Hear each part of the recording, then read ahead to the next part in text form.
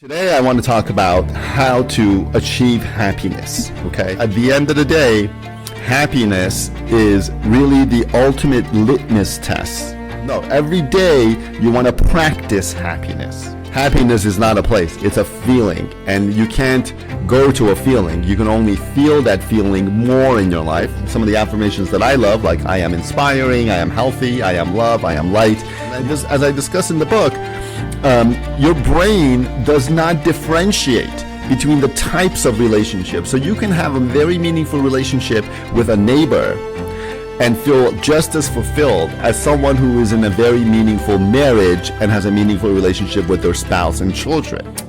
Subscribe to the idea of practicing happiness on every nanosecond. Essentially, you have an opportunity to reproduce happy cells, and that's, you can practice happiness at the nanosecond level. You don't have to wait for anything to happen in the future to feel happiness right now at this very nanosecond by starting practicing gratitude.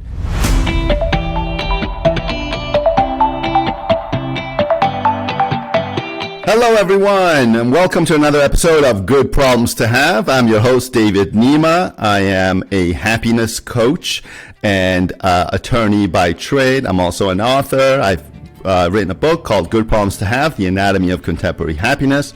Make sure to check it out on Amazon. If you like this content, like and subscribe and share with your friends and family who you think can benefit from more happiness in their lives. Now, the central premise of this entire channel is happiness, okay? The whole goal of everything that we are kind of discussing is simply to create more happiness in the world. And that's why the subtitle of the book is The Anatomy of Contemporary Happiness. That means happiness in modern society, today, now. And that's what we want to talk about in today's episode in terms of, we've talked about on previous podcasts that the meaning of life is happiness. The meaning of life is happiness. The pursuit of happiness is the ultimate goal. There's a lot of health and wellness, publications out there, a lot of media out there. There's a lot of influences out there that are, trying to get you to live a more fit lifestyle, or to live longer, right? Or to be healthier or wealthier. There's a lot of things that, goals that people push and try to say that this is a worthwhile pursuit. And I think all of those are a means to an end. And that end is happiness, is personal happiness and joy. I think that when you look at your life, you want to think back and be happy about your decisions. I mean, no one cares if you're the best business person in the world. No one cares if you're the richest person in the world. You're not going to care how much money you have or how fit you are, after a while. At the end of the day, happiness is really the ultimate litmus test for whether or not you feel happy in your life, whether or not you have you feel fulfilled, and you feel like you had a worthwhile life. Happiness is the ultimate destination. Okay, so let's just kind of think about that in terms of that, everything that you do, you want to do it so that it makes you happy. Ultimately, your goal is happiness. It's joy. It's not, like I said, not to have the best exercise routine in the world, or live the healthiest, or even live the longest, since time is a legal fiction, and we discussed that in the other chapter. But your goal is to be the happiest person in the room. And so today I want to talk about how to achieve happiness, okay? And we discussed this in Good Problems to Have in chapter 2, where we're discussing essentially what I call the happiness formula in Good Problems to Have. So, basically the first premise of, I think, talking about happiness is to recognize what happiness is and what it's not, right? Happiness is a feeling. It is not a permanent state, okay? Like all other feelings, happiness comes and goes, okay? You can't find a single person out there that is happy at every moment of every day of their lives. Everybody has ups and downs. And I think the goal here, once you realize that happiness is a feeling, and that by nature, you are not your feelings. I mean, you may have heard this in other places, that you are not your feelings. And I agree with that. You're not your feelings, including whether or not you're happy. It's just a temporary sensation. And I think if you think of it that way, then you can try to achieve more happiness throughout your day and throughout your life.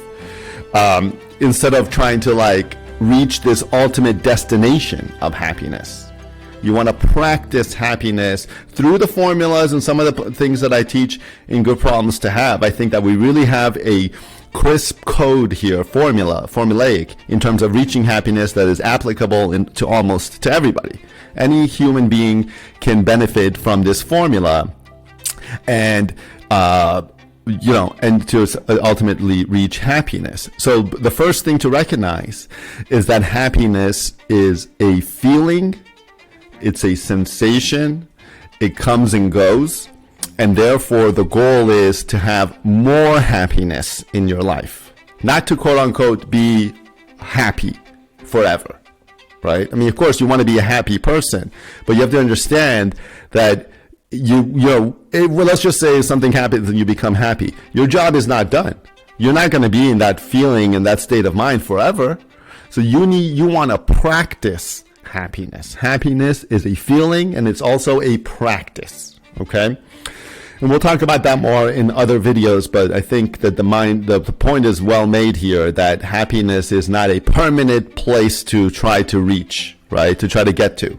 It's not like, a destination like New York City. New York City is a place. Happiness is not a place. It's a feeling. And you can't go to a feeling. You can only feel that feeling more in your life. Let's talk about now the happiness formula. Okay, the happiness formula, from my understanding, is a trifecta, three-part test to a happiness formula. Number one, you want to practice gratitude. Number two, the presence of meaningful relationships in your life. And number three, having a positive mindset. So let's go over these together for a second. So gratitude is essentially, you've heard this a lot, that you want to be grateful for what you have. And as I discuss in Good Problems to Have, you want to look at gratitude by counting your blessings. You want to count your blessings, starting from the bottom and building up. Okay? And with a gratitude mindset, we can approach life with a positive outlook and a sense of appreciation for all that we have. And so the practice of gratitude has been well discussed, and I think you can either refer to Good Problems to Have or other areas and make sure that you kind of have realized how to be grateful for the things that you have, while at the same time having ambition to have more. Those things are things that you want to kind of balance in your life. And they are capable of being balanced, and you're grateful and you have gratitude for things that you have right now, for all the blessings that you have. At the same time, you want to aspire to have more. And this kind of, like I said, starting from the bottom and building up in terms of gratitude, bottom in terms of blessings, in terms of gratitude, is very powerful and is guaranteed to leave you grateful, I think, forever. So that is practicing gratitude. Meaningful relationships is another kind of element of the happiness formula. And research has shown that meaningful relationships are one of the number one kind of factor to someone feeling fulfilled and even longevity, but also especially feeling fulfilled and feeling joy in their life is having meaningful relationships. And as I discuss in the book, your brain does not differentiate between the types of relationships. So you can have a very meaningful relationship with a neighbor and feel just as fulfilled as someone who is in a very meaningful marriage and has a meaningful relationship with their spouse and children. Okay, you don't have to be married and have kids to have meaningful relationships. I think we all know that. In fact, sometimes you lack that meaningfulness with your immediate family, whereas you might have more meaningful relationships with people outside of your family. So friends, neighbors, co-workers, siblings, even your dog can give you that kind of source of meaningful relationship. And again, your brain does not differentiate between who is, involved in that meaningful relationship. As long as you're having a meaningful relationship, you're kind of ticking off the metric, I guess, so to speak, in terms of the happiness formula. And yeah, meaningful relationships are definitely where it's at. So that's kind of number 2 in terms of, the happiness formula. You want to have gratitude and you want to have meaningful relationships. And the third one is positive mindset. And this is kind of a double element here, because while you want to have a positive mindset, you also want to have the absence of negative stimuli. Okay, so it's positive mindset, which one of the factors of that is the absence of negative stimuli. And some of the things that I talk about in terms of negative stimuli in chapter 2 of the book are things like anger, worrying. Those 2 things, for example, judgment, can be a huge issue here. Judgment, judging yourself or judging others. Negative self-talk. These are all kind of things that are, for one reason or another, have entered into some of our lives, and they are the basis for negativity, or they kind of strip away happiness. I think they're happiness killers, so to speak. So what you really want to do is hone in and make sure that you are free from these types of negative stimuli, like anger, like worrying, judging others, negative self-talk. And I kind of give the formula for some of those things in chapter 2 of the book. So that's kind of what positive mindset covers here. And then, finally, our brains are very programmable, and I think affirmations can play a huge role in the practice of happiness. And affirmations are just, again, I think that if, human beings, we're so impressionable that if you repeat something to us, over and over again, we're likely to believe it. Whether it's negative or positive. And that's why I found that affirmations have such a great, powerful impact, especially when they're kind of phrased positively. And one of the things I discussed affirmations in chapter 2, and I actually kind of go over some of the affirmations that I love, like I am inspiring, I am healthy, I am love, I am light.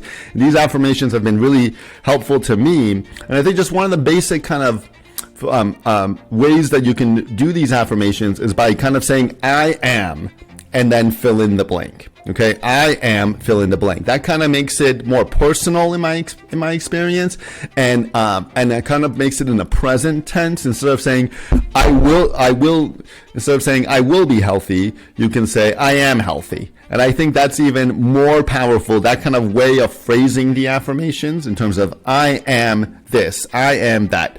I think is very good. And again, I have some really lovely affirmations in the book, such as I am healthy, I am wealthy, I'm handsome, I'm happy, I'm successful, I'm powerful. These have been fantastic affirmations for me, and they've really helped me kind of practice more happiness in my life, and they really kind of work. And again, as I discussed in the book, do yourself a favor, maybe put a couple of these affirmations in your phone calendar to repeat maybe once a day. And that is kind of guaranteed, I think, to work in terms of just, your brain will take care of the rest. And when seeing that notification every day saying, I am trustworthy, I am happy, I am successful, I am powerful, seeing it in your phone calendar. So that's kind of the happiness formula, I think, that I wanted to discuss today. Learn more in chapter 2 of Good Problems to Have. Again, just to kind of go over it. The pursuit of life, or the meaning of life, is absolutely happiness. That's definitely my opinion. There's no other thing that is, I think, more worthy to aspire your life to than to just be happy, and spreading happiness as well. But I think just personal happiness. You want to be happy. As creatures, that's probably the most fulfillment that we get.